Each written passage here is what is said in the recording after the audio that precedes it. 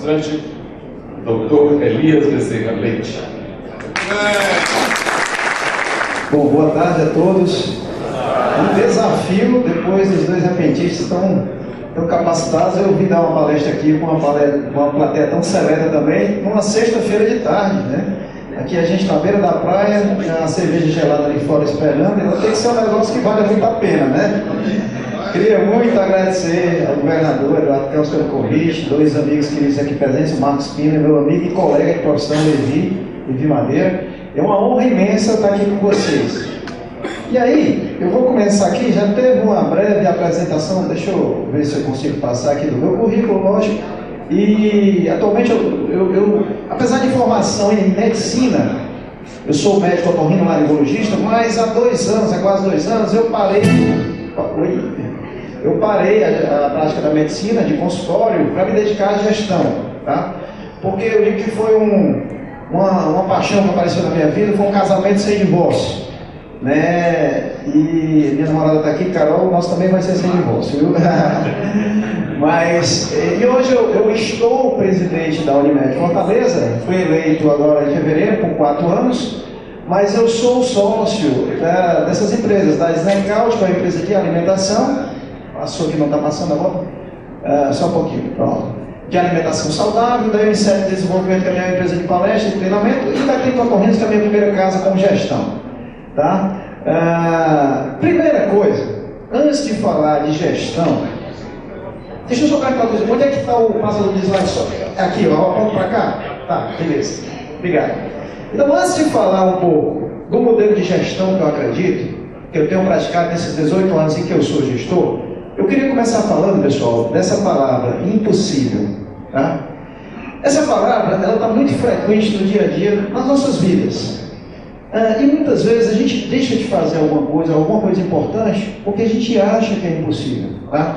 Eu queria contar aqui um exemplo bem simples, mas como é meu, eu fico à vontade para contar.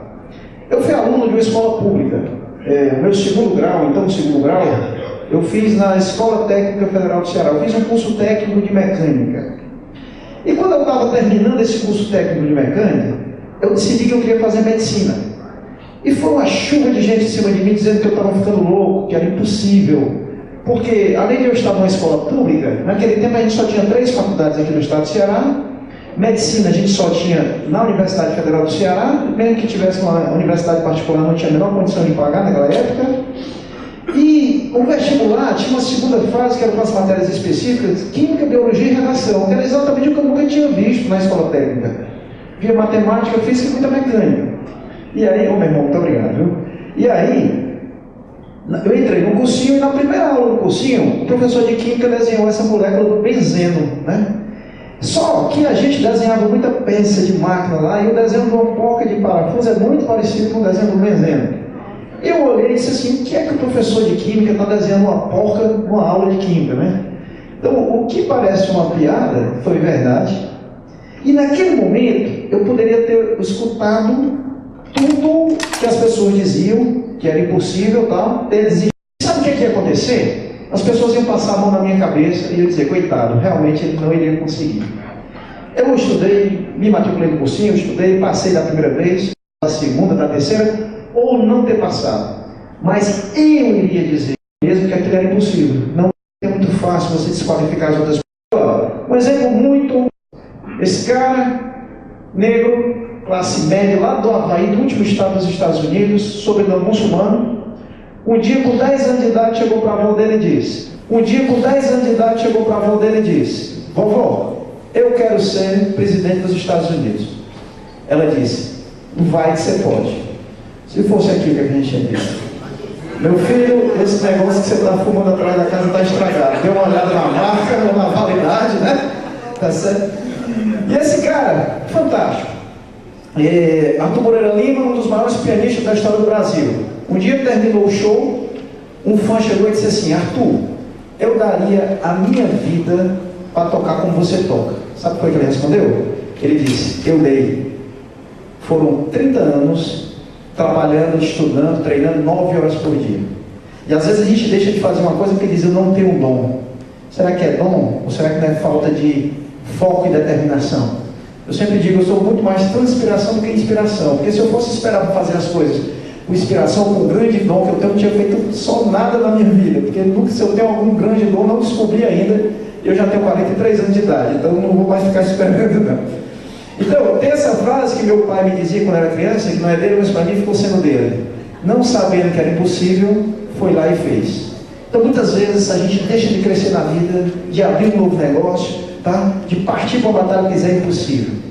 Ah, estou velho, já tenho 40, já tenho 60, já tenho 70. O Roberto Marinho começou a Globo com 65 anos de idade, né? E fez o sucesso que fez com a sua empresa. Então, sempre é tempo de começar.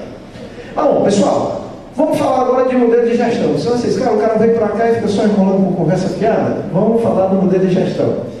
Eu vou começar com essa frase. A preocupação dos investidores em relação à ameaça das novas tecnologias é exagerada. A gente vê todo dia novas tecnologias aparecendo no mercado com qualquer ramo de negócio que você tenha. Essa frase foi dita no relatório para os investidores da Blockbuster em 1999. Dizia assim, não se preocupem que isso aí é exagerado. Nova tecnologia é exagerada, inovação é algo exagerado. Todo mundo sabe, a Blockbuster é a maior empresa de aluguel de vídeos do mundo, de filmes do mundo, e pouco tempo depois ela quebrou. Foi engolida por novas tecnologias. Pessoal, há 10 anos atrás, uma empresa de táxi jamais pensou que fosse perder cliente com uma plataforma que não tem um carro sequer, como o Uber. As grandes redes de hotel, elas estavam competindo e estavam preocupadas só com as outras grandes redes de hotel. Elas não pensavam que ia perder clientes para a maior empresa de hotel, entre aspas, do mundo hoje, que é uma plataforma, o Airbnb, que não tem um quarto sequer. Tá? Então, pessoal, as empresas que estão permanecendo no mercado, os profissionais que estão permanecendo no mercado, as organizações que estão permanecendo, não são as organizações maiores, mais ricas, mais velhas, não. São as que mais facilmente se adaptam às mudanças que aparecem. E essas mudanças são cada vez mais contínuas, mais frequentes. Então, pessoal, se tudo muda, a forma de liderar, a forma de fazer gestão, tem que mudar também, tá? E aí entra o modelo de gestão que eu defendo. Eu fiz questão de dizer às empresas que eu sou sócio, a M7, que é a empresa que palestra, só tem 2 pessoas, eu e minha sócia. A Snackout, a empresa de alimentação, ela tem 15 funcionários. A Otorrinos tem 20 funcionários, 40 médicos. Mas a Unimed Fortaleza, que eu estou presidente, tem 3.600 funcionários. E o modelo de gestão que eu uso numa empresa de 2 pessoas é o mesmo que eu uso numa empresa de 3.600 pessoas. E vocês vão ver que é bem simples. Eu acredito muito numa frase que diz que a simplicidade é a sofisticação do complexo. Porque só funciona se for simples, pessoal. Se for complicado, ninguém consegue fazer. A gente fala muito no mercado, o seu negócio é um negócio B2B, business to business, quer dizer, você vende para outras empresas, ou B2C, business to consumer, você vende para o consumidor final. É muito comum você ficar perdendo tempo com essa classificação. Sinceramente, para mim ela não é tão importante. E esse modelo que eu defendo, eu aprendi na Disney. Vocês vão ver que eu vou falar da Disney em alguns momentos aqui na palestra, porque eu tive a honra de fazer um curso lá na Disney sobre o modelo de gestão. E agora também tive a honra de ser convidado para dar esse curso lá com o cara que deu esse curso para mim. Se Deus quiser, em novembro, talvez a gente consiga passar uma semana lá no curso. E eu acredito e defendo fortemente isso. Que diz o seguinte, o encantamento do cliente externo, o encantamento do cliente que paga, depende diretamente do encantamento do cliente interno, do colaborador. Ah, Elias, isso é porque você é bom? Não. Esquece essa parte de altruísmo. Isso é ser inteligente, isso dá resultado. Isso aumenta a receita, aumenta o lucro. Tratar bem as pessoas, aumenta a receita, aumenta o lucro. Tem vários estudos que mostram isso. A primeira coisa que você, enquanto líder, enquanto gestor, e tem um detalhe, viu? Elias, eu não sou líder, eu não tenho nenhum funcionário. Você pode ser líder sim. Você tem uma esposa, um esposo, você tem filho, você tem um irmão mais novo, tem um amigo. E mesmo que você não tivesse ninguém para liderar, você tem a empresa mais importante da sua vida, que é você mesmo. Você tem que saber se liderar, porque senão você não sai do canto e fica sendo levado por qualquer força externa que apareça. A primeira coisa, pessoal, são os valores. Aí você diz, poxa vida, o cara já vem falar de missão, visão, valores, esquece. Nada disso. Valor, pessoal, é aquilo que te move. aquilo que, se você abrir mão, vai lacerar a sua alma, vai te causar dor e sofrimento. Se você estiver sofrendo em alguma área da sua vida, provavelmente você está agindo contra ou distante dos seus valores. E os valores, eles mudam de pessoa para pessoa. Por exemplo, pontualidade é um valor importantíssimo para mim. Tem gente que não se preocupa em chegar no horário. Eu entrei no hotel, fui para o outro mareiro, fiquei preocupado, porque eu não poderia chegar aqui atrasado. Cheguei, faltavam 2 minutos para 4h20, que era o horário da palestra, mas isso me incomodou. Ou seja, na hora que eu corri o risco de chegar atrasado, eu sofri, entre aspas. Por quê? Porque eu agi contra um valor que é importante para mim, que não necessariamente é importante para outras pessoas. Quando você determina os seus valores, e aí para você determinar os seus valores, você tem que parar para se conhecer também, porque a gente, pessoal, não para se conhecer. Às vezes, tem uma frase que diz: a gente trabalha tanto que não tem tempo de ganhar dinheiro. Pois é, às vezes a gente trabalha tanto que não tem tempo de ganhar, de cuidar da vida da gente também. Mas quando você determina os valores, aí você determina a cultura que você quer para a sua empresa. Pessoal, a sua empresa, ela vai ter uma cultura, quer você queira, quer você não queira. Se você não determinar como é que você quer que seja a cultura da sua empresa, uma pessoa pode achar que atender de forma rápida, outra pode achar que atender de forma devagar.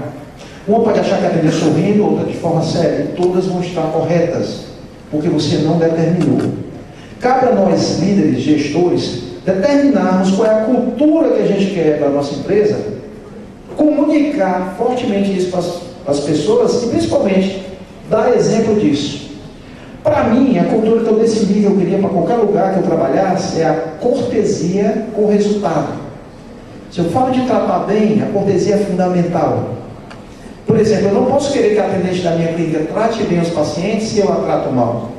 Agora, para isso, eu tenho que deixar muito claro dentro de mim primeiro, depois eu tenho que formar uma equipe de pessoas que se adequem a essa cultura, tenho que desenvolver continuamente as pessoas em cima disso e, principalmente, tenho que dar exemplo disso.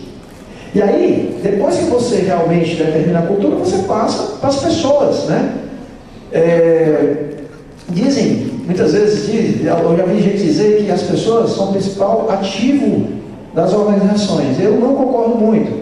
Porque se fosse ativo, elas tinham que estar no balanço, lá embaixo, do lado esquerdo do balanço, tinha que sofrer uma depreciação, uma amortização para haver reposição, e isso não acontece.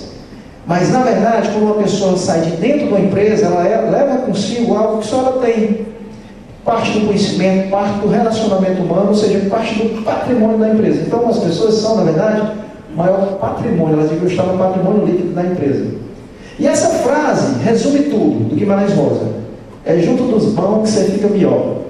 Para mim, se você olhar para isso, tentar fazer isso, você já valeu a pena ter assistido a palestra. Dizem que a gente é a média das 5 pessoas com quem mais a gente convive. Então a gente tem que se cercar de pessoas boas. Na verdade, eu digo até assim, o próximo livro que eu vou escrever é: empresas não precisam de líderes dentro da empresa. Porque as pessoas, quando bem lideradas, elas fazem aquilo que deve ser feito, tá? E aí, assim, na verdade, o que é que nós temos que fazer nas empresas? Nós líderes, nós temos que buscar desenvolver equipes de alta performance. Porque faculdade, pós-graduação, MBA, não forma profissional de alta performance. Formam bons profissionais. Mas a alta performance, ela é conseguida no dia a dia dentro das empresas, com desenvolvimento contínuo. E o fato da pessoa ser alta performance na Unimed não quer dizer, por exemplo, que ela vai ser no Itaú. O fato dela ser alta performance hoje não quer dizer que ela vai ser daqui a 2 anos. Isso tem que ser um processo contínuo. Na verdade, o que eu defendo é, nós temos que ter pessoas com pensamentos diferentes, mas com valores iguais. Tá? Porque se todo mundo pensar igual, basta uma pessoa. Mas os valores têm que ser iguais. E para isso, muitas vezes, dentro das nossas empresas, a gente tem que ter coragem de trocar pessoas. Trocar as pessoas erradas pelas pessoas certas. Sabe por quê, pessoal? Porque a gente não ensina vaca a voar. Se é uma pessoa, vou usar de novo o exemplo da cortesia com resultado. Se é uma pessoa extremamente grosseira, não adianta, você vai ficar malhando em ferro frio. Tá? Ela pode até ser a pessoa certa para outro local, mas não para uma empresa que quer ter como cultura a cortesia com resultado. E aí, para falar de pessoas, tem 3 pilares que eu uso: contratação, treinamento e liderança. É óbvio que a gente podia falar 2 dias seguidos disso aqui, mas eu tenho uns 50 minutos e agora só tenho 37. Contratação. Primeira coisa, eu não tenho pressa para contratar. É melhor você deixar um cargo vago do que você colocar uma pessoa errada num cargo que estava vago. O que eu faço? Principalmente quando é um cargo estratégico, pego uma pessoa da equipe, deixo ela lá de forma interina e digo: fulano, você vai ficar aqui de forma interina, mas se você quiser, você pode participar do processo de seleção do cargo. O que acertado não sai caro. Eu fiz isso essa semana na Unimed. Coloquei uma pessoa lá de forma interina no cargo que estava vago. Mas quais são os critérios que eu uso? Tem que ter critério. O primeiro critério, pessoal, que é inegociável para mim, é a integridade. Se for uma pessoa que não tem uma história de integridade, uma postura de integridade, eu paro o processo por ali mesmo. Ela não vai conseguir trabalhar comigo, eu não vou conseguir trabalhar com ela. Esse é o primeiro critério. O segundo critério é a boa vontade. Imagina, uma pessoa íntegra, com boa vontade, com proatividade. Tem até uma história de proatividade, rapaz, eu não sei nem se eu posso contar aqui, mas vamos lá. Diz que a melhor definição de proatividade, você se antecipar e resolver os problemas, é você chegar em casa de noite, pega um copo d'água, 2 aspirinas, leva para a patroa, aí ela entrega para ela e ela dizer assim: ué, mas não estou nem com dor de cabeça, então hoje não tem desculpa, né? Você antecipou um problema sério que não podia acontecer. Mas um dia dessa essa história, eu levei um cara, disseram que eu era machista. Essa não sei se eu conto. Mas não é nada de machismo não, pessoal. Bom, depois da boa vontade, os outros valores, pessoal. Cortesia. Lembra que eu falei da cortesia? E só então é que entra a experiência e o currículo. Aliás, não é importante não, são importantes pra caramba. E ela tem 2 times de contratação. Tem um time de cultura e um time técnico. Para a pessoa ser contratada, tem que passar nos 2 times. Às vezes ela leva 10 meses para contratar uma pessoa, tá? Bom, depois que você forma a sua equipe, está só começando o jogo. Aí você vai partir para o treinamento. Aí aparece o seguinte: pô, e se eu gastar dinheiro, se eu investir dinheiro, se eu treinar essa pessoa e ela sair para o concorrente? Já viram essa pergunta? Não tem esse questionamento? Pô, eu vou fazer isso, vou treinar, vou gastar dinheiro e a pessoa vai sair para o concorrente. Mas aí, pessoal, aparece outra pergunta: e se eu não treinar e o cara ficar? Aí é pior ainda, né? Então o que é que eu defendo? Treine as pessoas muito bem para que elas possam sair. E trate-as muito bem para que elas queiram ficar. Treine-as muito bem para que elas possam sair. E trate-as muito bem para que elas queiram ficar. Porque quando você quer tirar foto, pode tirar. Vai lá. Não, pode tirar, pode tirar. Porque você vai buscar, na verdade, pessoal, autonomia. Eu sempre brincava, o Abel Diniz, ele não ia conferir o caixa do Pão de Açúcar todo dia, não. As pessoas têm que resolver problemas para você. Para você, líder, poder pensar de forma mais estratégica, pensar no mercado. Tá? Tem um exemplo que eu vi na Disney, que eu acho fantástico esse exemplo. A menina de 6 anos de idade comprou um Mickey de pelúcia lá, e aí, o que é que ela fez? Ela deixou o Mickey cair no chão, viu um cara com o carrinho da limpeza, passou por cima e rasgou o Mickey todo.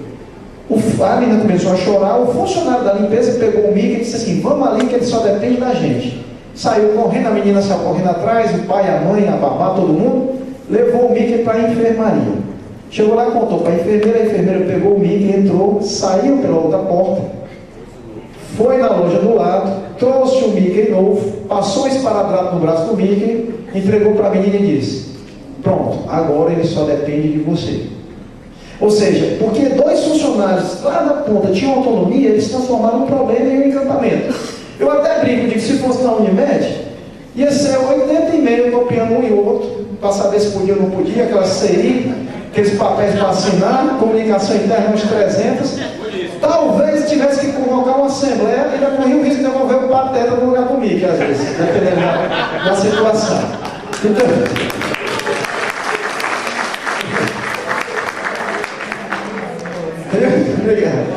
e o terceiro pilar, liderança, tá? Pessoal, liderança. Lembra que eu falei que eu saí de um curso técnico para um curso de medicina, um curso biológico? Pois a mesma analogia eu faço com a gestão. A gente tem que sair dessa gestão mecânica, onde você pisa na cabeça do cara, gestão hierarquizada, onde manda quem pode, obedece quem tem juízo, passar por uma gestão, por liderança biológica, onde você desenvolve as pessoas, onde as pessoas vão te seguir, não é porque tem medo, não é porque te respeitam e acreditam em você. Essa é a verdadeira liderança. Para mim, liderança é você conseguir excelentes resultados através do desenvolvimento das pessoas certas, tá? E aí, pessoal, as empresas e a nossa vida também estão cheias de certo e errado. Não pode fazer isso porque isso não é certo, não pode fazer isso porque isso é errado. Não é errado antiético, não. Dizem que não pode fazer porque não pode e ninguém nem sabe por que não pode. Na verdade, o que a gente tem que fazer é, funciona ou não funciona? Porque tem coisas que funcionavam mais para trás que hoje não funcionam mais, né? Estou falando de gestão, pessoal, tá? Estou falando de gestão. Tem coisa que funcionava mais para trás que não funciona mais. E aí você tem que jogar no lixo, tá? Também estou falando da gestão. Jogar no lixo. Na verdade, não sei nem o que é que vocês estão pensando aí, mas tudo bem. Ou seja, as empresas estão cheias de ciclos viciosos. E na verdade a gente tem que transformar em ciclos virtuosos, coisas que trazem resultado, né? Tem um exemplo fantástico também que eu vi também na Disney. A Disney lá em Orlando tem uma grande lavanderia e ela lava a roupa da Disney toda de Orlando. Um dia um funcionário chegou e disse assim: chefe, eu estou rasgando em média 3 lençóis por dia, porque o gancho que eu penduro os lençóis é muito fino. O chefe foi lá, viu que era fino, trocou os ganchos da lavanderia toda, e só com essa troca eles economizaram $110 mil por ano. É porque ele deu sorte, não é porque ele foi inteligente e teve a humildade de ouvir quem está no processo. Aí eu pergunto, quantos ganchos não tem dentro das empresas da gente? Quantos ganchos não tem dentro da vida da gente? Que a gente não para olhar, não para escutar quem está fazendo aquilo. Não é isso? E aí eu gosto muito desse termo, inteligência alternativa, que eu acho que o líder tem que ter. Nós líderes temos que tentar sempre fazer mais com menos. Porque é muito fácil você resolver problema gastando mais, mas não leva a empresa para frente. A gente tem que parar com a eficiência. A gente tem que conhecer o potencial das pessoas que trabalham com a gente. Às vezes a pessoa que senta do teu lado tem um potencial que você não conhece, porque você não parou para conhecer. E tem 2 perguntas que eu acho que a gente tem que fazer sempre. O que eu devo fazer? O que eu não estou fazendo que eu devo fazer? Beleza, isso a gente faz. Mas tem uma pergunta que a gente deve fazer que a gente nunca faz. O que é que eu estou fazendo que eu não preciso mais fazer? Olha, na vida pessoal, se você anotar num pedaço de papel tudo que você faz durante um dia, você vai ver que tem muita ação desnecessária que só tomou a sua energia, o seu tempo e não te levou para canto nenhum. E às vezes a gente se sente tão culpado quando às 4 horas da tarde, se estiver livre, você tem alguma coisa errada. Eu já estou livre 4 horas da tarde. Por quê? Porque a gente ocupa o tempo da gente muitas vezes com coisa que não leva a canto nenhum. As empresas estão cheias disso. As empresas estão cheias desse tipo de ação. Tá certo? Então eu sempre digo que nós temos que fazer liderança, não é com esse GPS tradicional que está no painel do carro. É com o Waze. Como assim, Elias? Todos 2 levam a gente para onde a gente quer ir. O problema é que o GPS tradicional ele traça só um caminho. Então se tiver uma batida, uma árvore caída, um animal morto, ele continua te mandando pelo mesmo caminho. É isso que as empresas que quebram fazem. Começa a fazer uma coisa e dá errado, elas continuam fazendo mais do mesmo. O Waze não. O Waze ele te leva para onde tu quer, mas ele vai atualizando a rota a todo momento. É isso que o gestor moderno, o líder moderno tem que fazer. Tem que estar olhando para as tendências de mercado, para o mercado como um todo, para a situação, analisando o que ele está fazendo e mudando a rota a todo momento para chegar onde ele quer, tá certo? E aí, pessoal, por quê? Porque na verdade a gente precisa todos nós queremos ter sucesso na vida. Quando eu digo ter sucesso na vida como líder, essa é uma parte, né? Porque eu acho que o sucesso tem que ser todo, lado profissional, pessoal. E uma definição de sucesso que eu gosto muito é a que diz que sucesso é a capacidade cada vez maior de resolver problema. Porque quando está tudo muito bem, todo mundo se dá bem. O diferencial é do cara que consegue resolver problema. Quando o problema aparece, ele resolve rápido. E para isso, a gente precisa de 2 competências na vida da gente, tá? Não é só profissionalmente, não. A primeira é resiliência. Está muito na moda esse termo. Mas o que é resiliência? Para a engenharia, resiliência é a capacidade do material voltar à sua forma inicial depois que ele é formado. Mas para a vida, a melhor definição de resiliência que eu vi é o tempo que você leva para ficar de pé depois que você cai. Porque cair, pessoal, todos nós vamos cair. A questão é, quem se levanta mais rápido? Tá? É muito comum as pessoas entrarem no negócio e o negócio fracassar. Mas como assim não deu certo? Eu sou um mau empreendedor? Não. Se você for ver a história dos grandes empreendedores do mundo, boa parte já quebrou 2, 3 ou 4 vezes. Para mim, na verdade, fracassar mesmo é quando você desiste. Não é quando você falha. Falhar faz parte da história. É construtivo. Você aprende, desde que você aprenda com erro e não erre mais. Tá? Então, resiliência é isso. É o tempo que você leva para ficar de pé depois que você cai. E aí, no nosso dia a dia, a questão é, quando aparecem os problemas? E tem 3 perguntas que eu vou deixar com vocês, que se vocês se acostumarem a fazer quando aparecer um problema, a vida vai ficar mais fácil, tanto na sua vida pessoal como dentro das suas empresas. Parece uma coisa tão simplória, né? Mas lembra, simplicidade é a sofisticação do complexo. O grande problema é, quando aparece um problema, você pode ser pessimista ou otimista. A sua equipe de colaboradores pode ser pessimista ou otimista. O pessimista, ele acha que aquele problema é o maior problema do mundo e que vai durar a vida toda.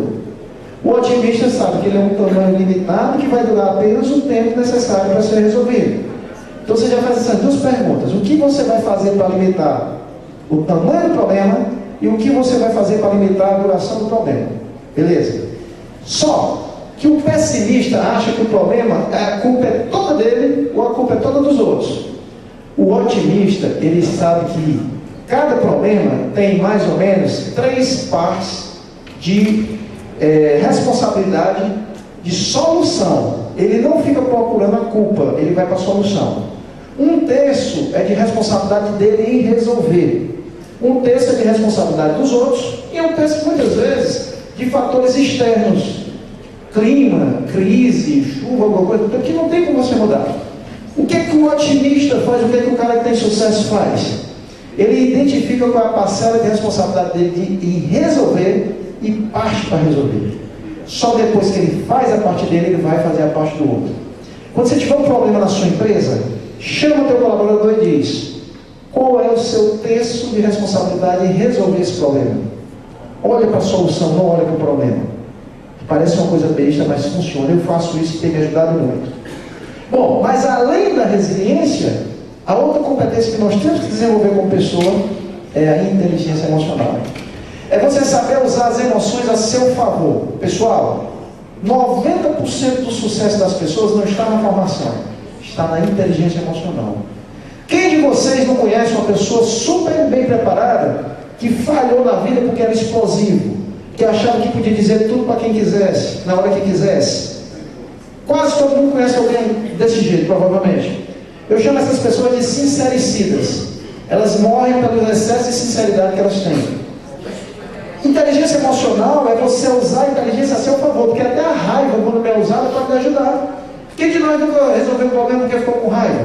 Então você tem que saber usar a emoção a seu favor. E aí, queria deixar uma pergunta aqui para vocês fazerem. Já que sucesso é a capacidade cada vez maior de resolver problema, e eu já disse como limitar o tamanho, a duração e qual o seu terço de responsabilidade de resolver problema, perante um problema, faça a seguinte pergunta: qual o meu objetivo?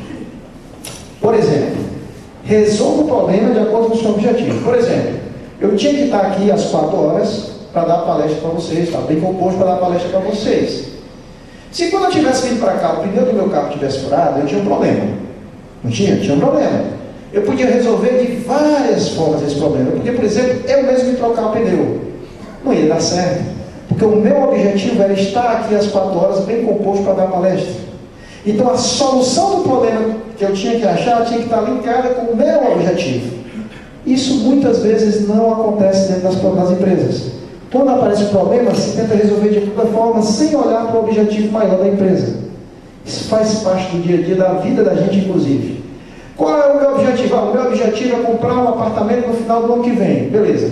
Apareceu um problema, eu vou gastar dinheiro. Não, opa, peraí. Meu objetivo é comprar um apartamento Então assim, porque o meu carro quebrou, eu vou trocar o carro e gastar mais dinheiro? Não, eu estou fugindo do meu objetivo.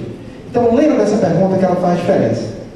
E tem um termo, pessoal, que eu criei, inventei esse termo até no livro que eu lancei ano passado, que é do Worker Experience.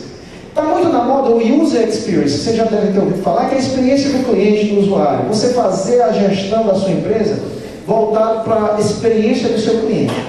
Beleza, mas eu penso assim, acho legal e tento fazer isso. Mas por que também não fazer voltado para a experiência do seu colaborador? Se é bom para o colaborador e não é ruim para a empresa, por que não fazer?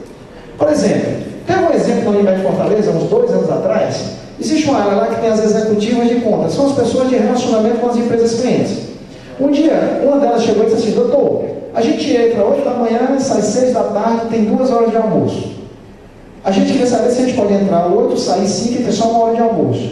Quase todo mundo quer.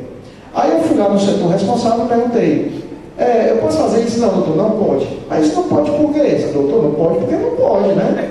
Entendeu? Ou seja, era mais um jabuti em cima da árvore. Estava lá, mas ninguém sabia quem é que tinha botado, como é que tinha subido, né? Por que estava lá. Chamei a equipe, metade queria, metade não queria. Fiz o seguinte, vou fazer uma experiência de 3 meses. Quem quiser vai, quem não quiser fica do jeito que está. Se não der certo, a gente volta. O que é acertado não é caro. Pessoal, deu tão certo, mas não foi o ponto delas.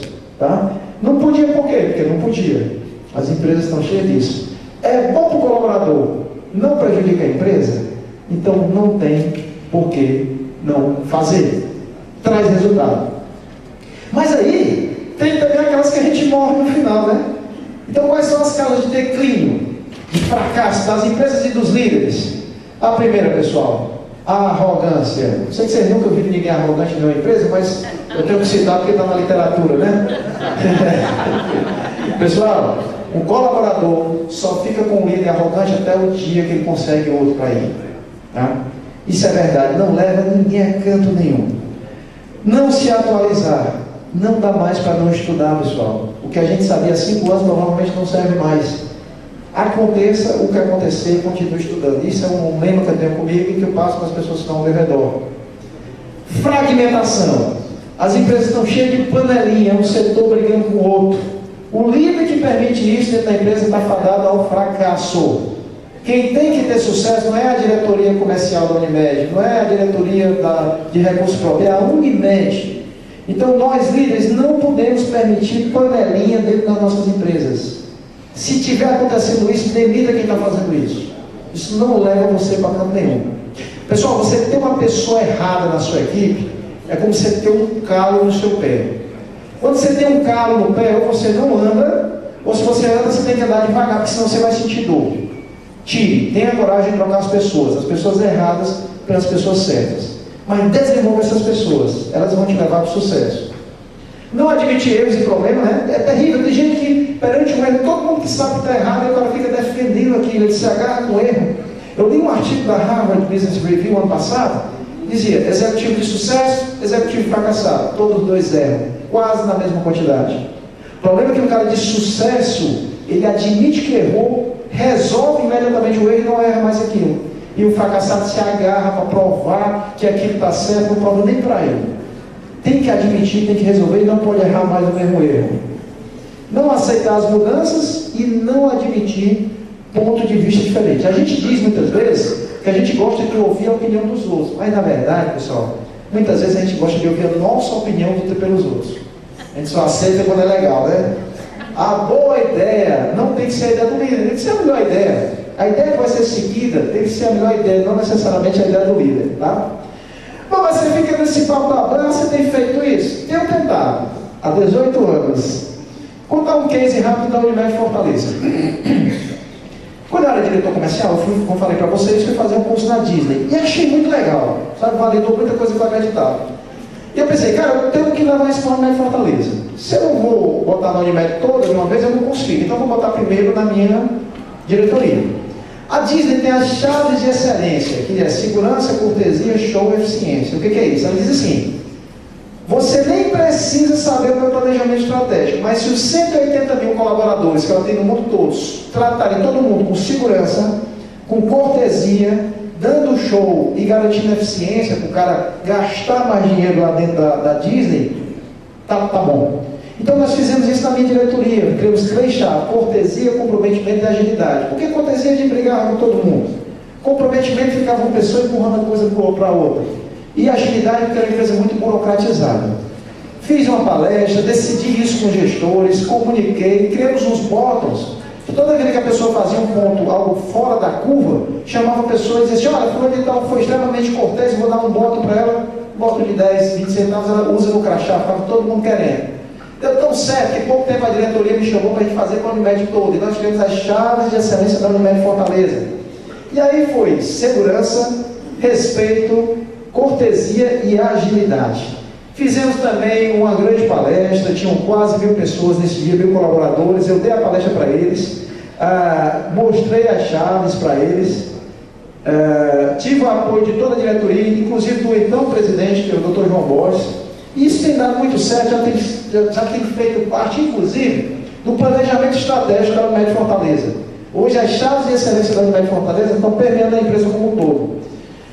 Outra coisa que eu vou contar, um case que a gente fez, eu tinha muita necessidade de comunicar aos colaboradores a respeito da Unimed, porque o funcionário que não entende sobre a empresa, ele não cresce dentro da empresa.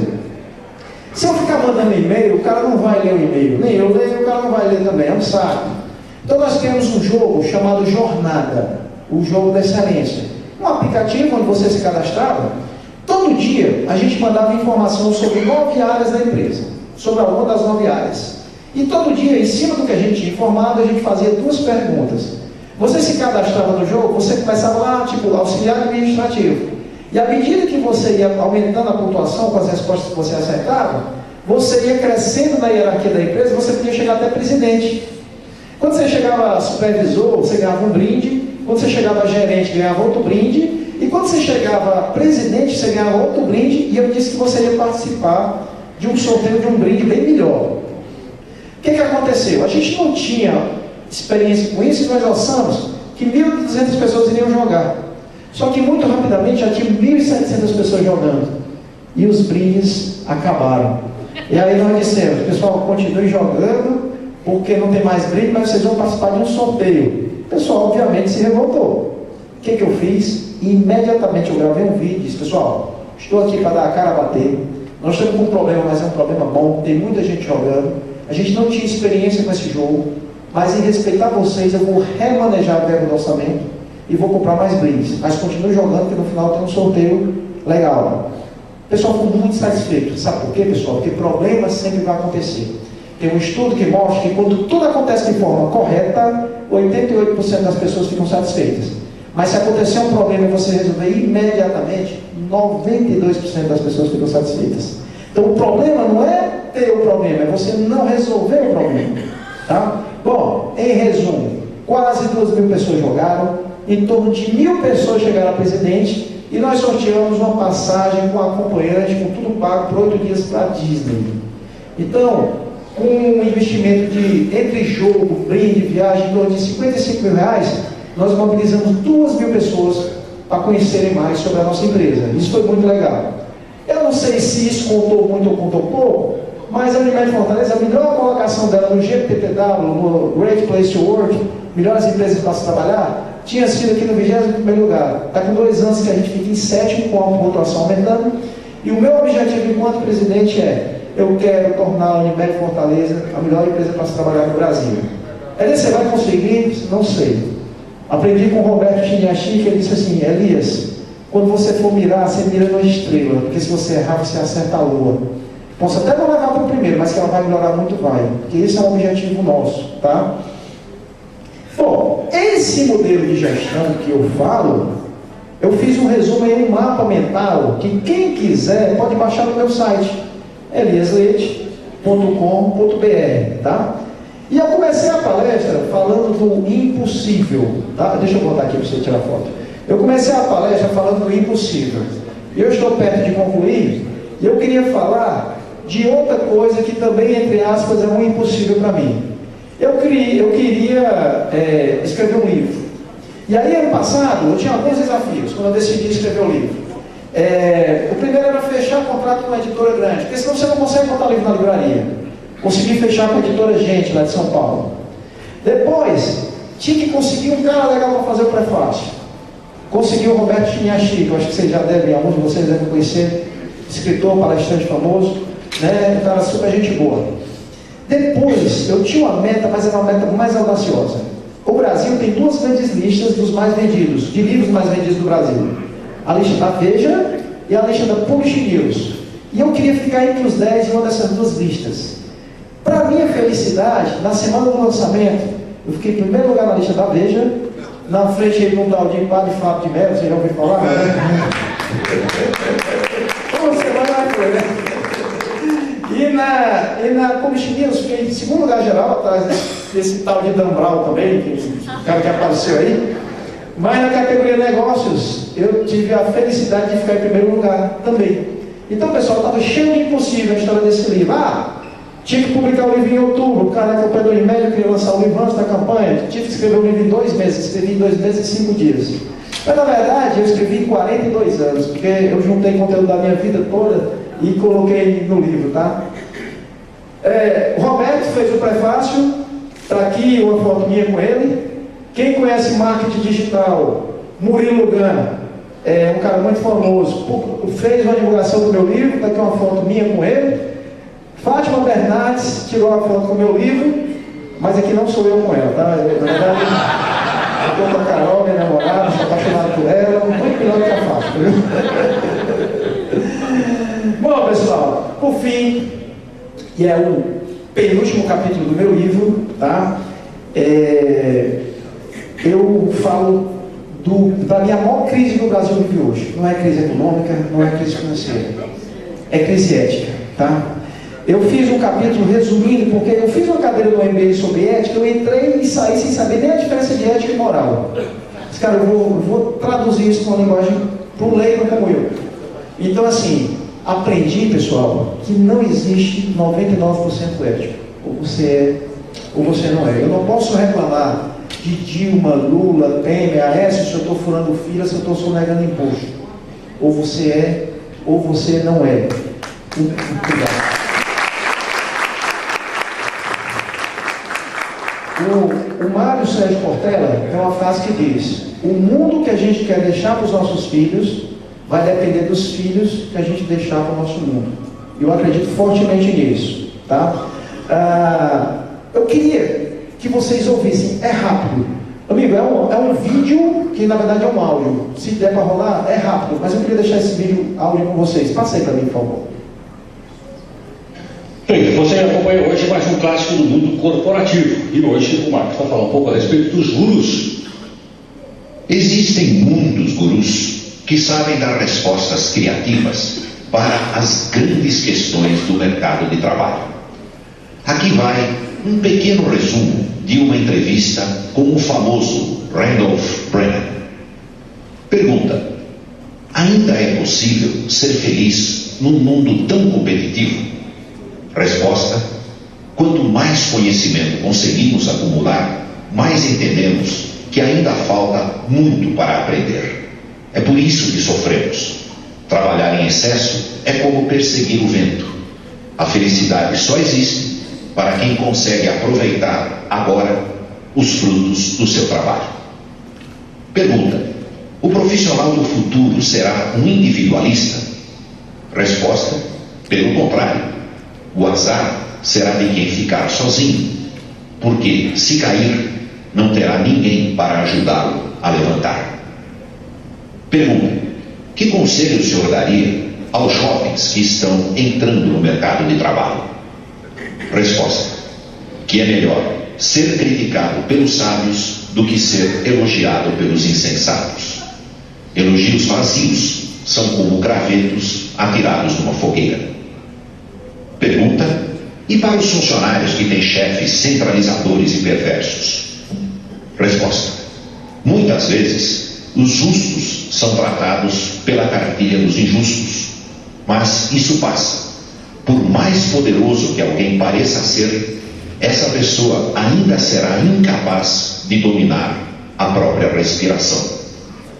Última pergunta: o que é exatamente sucesso? Resposta: é o sono gostoso. Se a fartura do rico não o deixa dormir, ele estará acumulando ao mesmo tempo a sua riqueza e a sua desgraça. Belas e sábias respostas. Eu só queria me desculpar pelo fato de que não existe nenhum Randolph Brenner. Eu o inventei. Todas as respostas, embora extremamente atuais, foram retiradas de um livro escrito há 2.300 anos, o Eclesiastes do Velho Testamento Bíblico. Mas, se eu digo isso logo no começo, muita gente talvez nem teria interesse em continuar ouvindo. Max Geringer para a CBN.